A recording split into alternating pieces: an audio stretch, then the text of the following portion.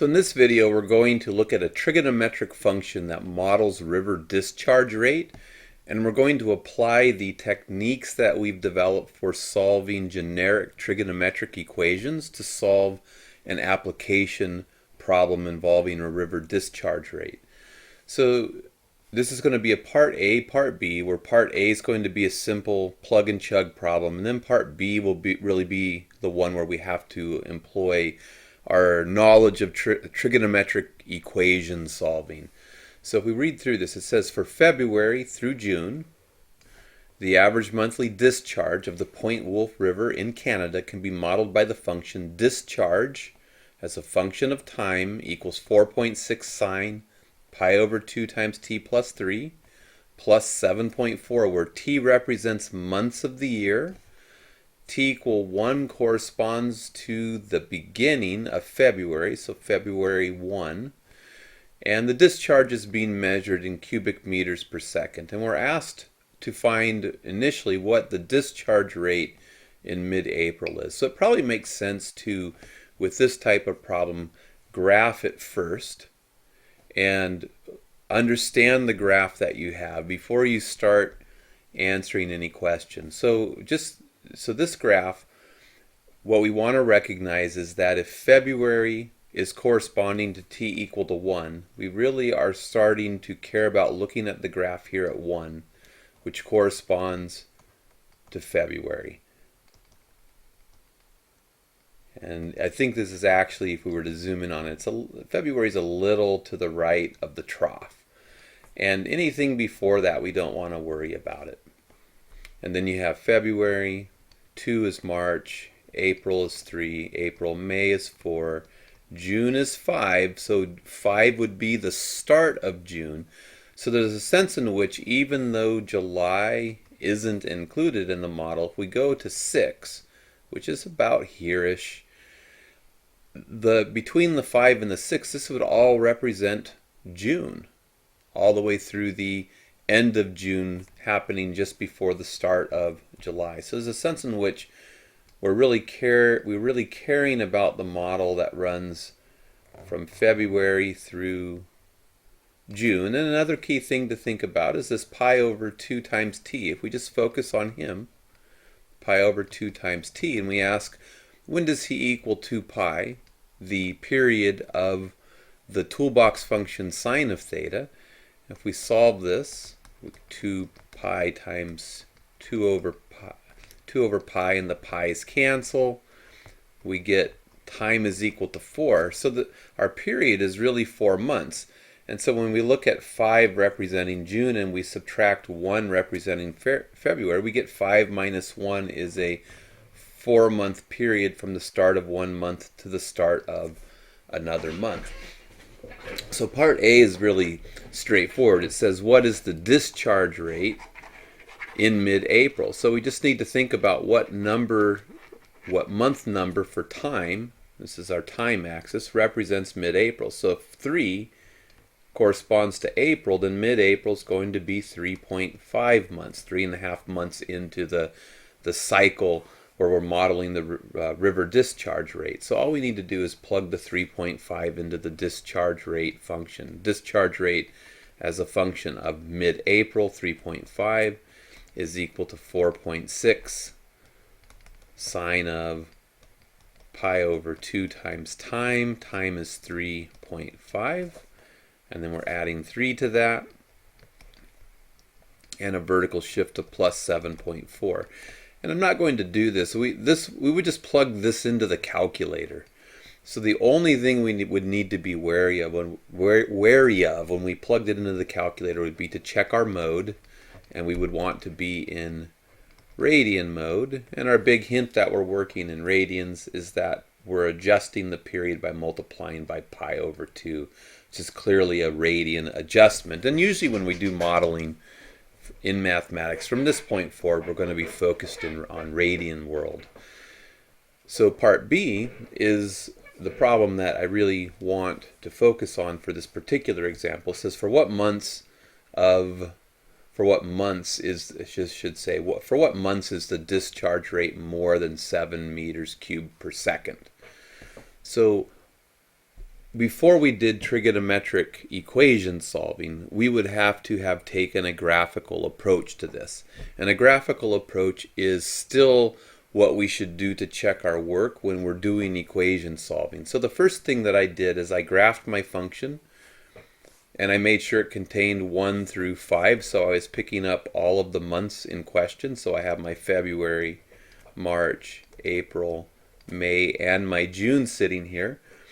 And we want to know when the discharge rate is more than 7. So the first thing I did is I graphed the line discharge rate equals 7. And I want to see where that intersects my discharge rate graph. So where it intersects, the discharge is equal to 7. And we see that's happening at 2.3. And what is that? 4.35. I should have my cheater readers on. 4.15. So the discharge rate will be more than 7 for any time on the interval, the open interval, from 2.03 to about 4.15. It wouldn't include those two numbers because we don't want, it doesn't ask when will the discharge rate be at least 7 cubic meters, so it has to be over this time value and below this time value. So if I were doing a graphical solution, my answer would be, based on what I'm seeing here, I would say 2.03 is essentially the start of March. It's not even 2.1, 2.03. And 4.15, I would indicate that's like early May. So I would probably answer if I'm doing a complete sentence, we'd say the discharge rate is greater than 7 meters cubed per second starting in early March, because this is 2.03, or the beginning of March even, and ending in early May, because 4.15 is early May. It's just getting into May. So it probably even, instead of early March, maybe the beginning of March, because 2.03 is really close to 2.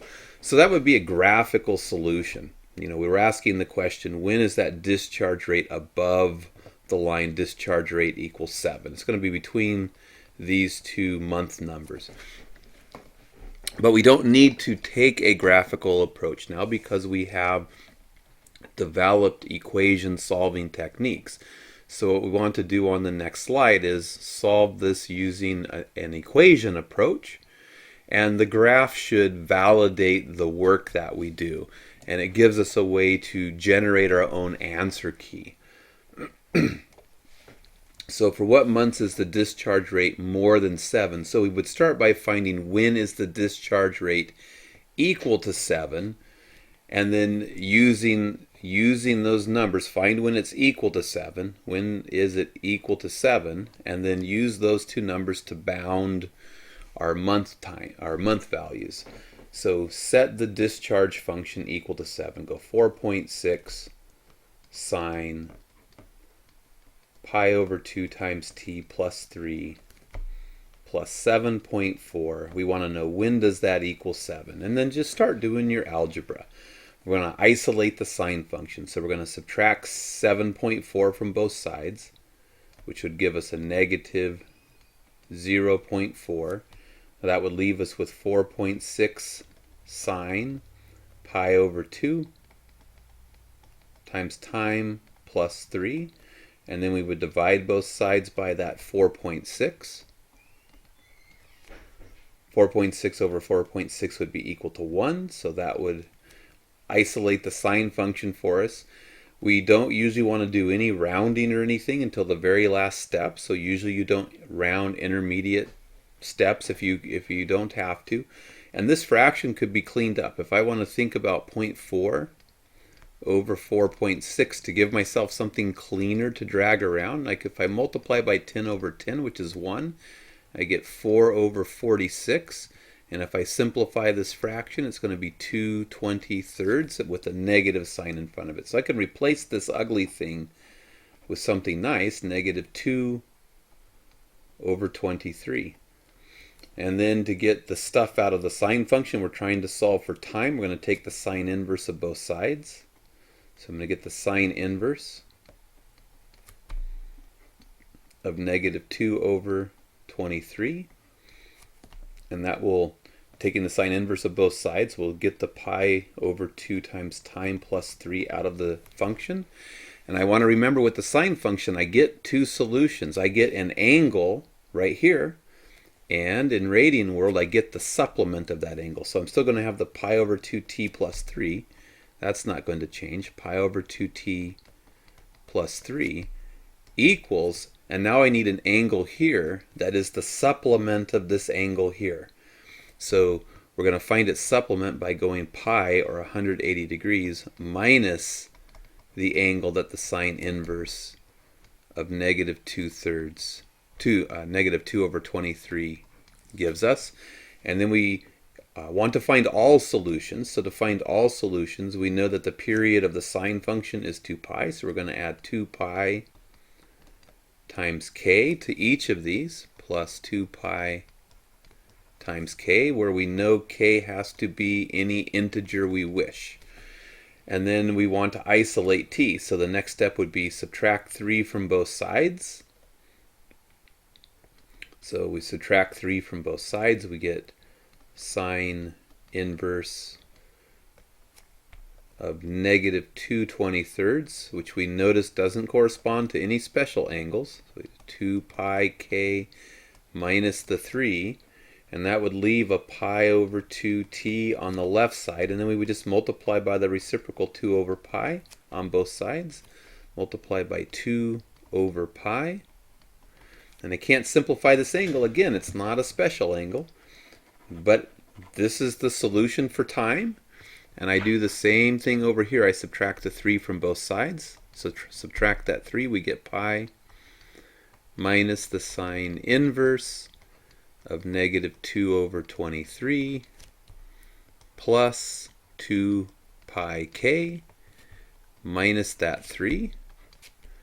And then that's going to leave us with the pi over 2 times time. So we multiply by the reciprocal 2 over pi on both sides, which will isolate time, because when we take the product of two reciprocals, we get 1. And so these are the two solutions. And all we need to do to come up with these intersection values here and here is to pick appropriate values for the integer k. So I want to think about this a little bit carefully. For this first equation, I want to recognize that the side ratio is negative 2/3. And remember, the sine inverse function is only defined between negative pi over 2 and pi over 2. So if the side ratio is negative, the y-coordinate's got to be sitting down here in quadrant 4. It's got to be negative. So I know this is a negative number, and then I'm subtracting 3, which is going to make a larger negative number. So if I were to let k equal 0, I would get a negative number out of this. So what I want to try first for this equation, I want to try letting k equal 0 and see if that gets me one of the two angles that I got graphically. So for this other one, if I think about this, I have pi minus, this angle is negative, so minus a negative is going to be plus, so I have a positive coming from this right here, and I have pi, which is 3.14, minus 3, so I'm going to get a small positive number. So if k is equal to 0, I actually get a positive number coming out of this. The issue is that the side ratio negative 2 over 23 is actually going to be a really shallow angle, so it's going to be small. And when if we set k equal to 0, because the number in here is already positive, what we're going to see is we don't get the intersection that we want. But that's okay. What we're going to do is, even though I know it isn't going to give us exactly what we want, we're going to guess k equal to we want to guess on this one, we want to guess k equal to 1. Sorry, I blew that. This is a negative number this is a negative number. I want to add a positive value to that negative number to make it positive. So I'm going to let k equal 1 so that I'm adding 2 pi, or almost 6 radians, to this negative number that I'm getting here. So we're going to let k equal 1 here. And here, the number that I have when I add all this up, if k is 0, is positive. So we're going to guess k equal to 0. It's not going to quite be enough. So what I'm going to do is switch over to the calculator. I've already typed each of these two expressions into the calculator, for the first one letting k equal 1 and the second one letting k equal 0. So I'm going to sneak over to, let's keep that, sneak over to the calculator real quickly. So the first one, I said we were going to let k equal 1 because we had a negative angle coming out of the sine inverse function. Minus 3 was giving a negative result. So I wanted to add 2 pi, and I wanted to let k equal 1. Notice I put the times 1 here. And it probably looks silly because you're like, 2 pi times 1 is 2 pi. Just type 2 pi. But here's why I put the multiplication times 1 in there explicitly. Because when I hit enter, if this number isn't what I want, and I see that I need to change the value of k, I can go over and hit second, and the enter button has this entry right above it, and it will rewrite the equation for me, and I can go in and just edit the scalar k instead of retyping everything. So that's why I do that. But in this case, with k equal to 1, for this first equation, we let k equal 1. We actually got the angle 2.03 if we round it. That corresponds to that 2.03 that was right here, that early March number. So then we step over to the other equation. I said, hey, I'm going to let k equal 0 on the other equation, which I did. So here he's typed right here. Here's the one that is the supplement. Pi minus the angle plus 2 pi times 0 minus 3. And I did 0 because I knew I was going to get a positive number. What I see is that the angle is the output, the number is too small. I'm trying to find my graph here. So my input variables are my time variables. So I'm actually getting this time intersection right here. And I was hunting for this one.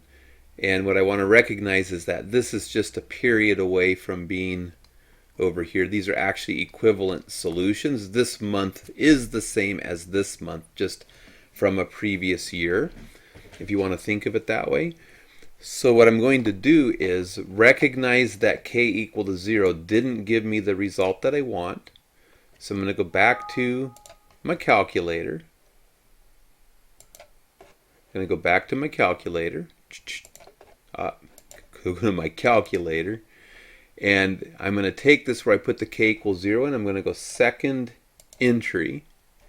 And now I can just go into where my 0 was right there. So I can arrow into my 0. And I said k equals 0 gave me a number that was too small. And I clicked too many times, so we're overshooting by a mile. And I overshot again. I'm just going to replace that with a 1 and hit enter. And now I have 4.15-ish, which you're going to see corresponds to the 4.15 that I have right here for my graphical solution. So I can just adjust the scalar to get the number that I want, and then I make the interpretation that I've already made from the graphical approach. So that's how you would solve this from an equation perspective, which based on the past few videos we've been doing is kind of the spirit of how we want to do things. I'm sorry this was a late at night, not very well spoken video. I apologize for that, but we'll all get over it.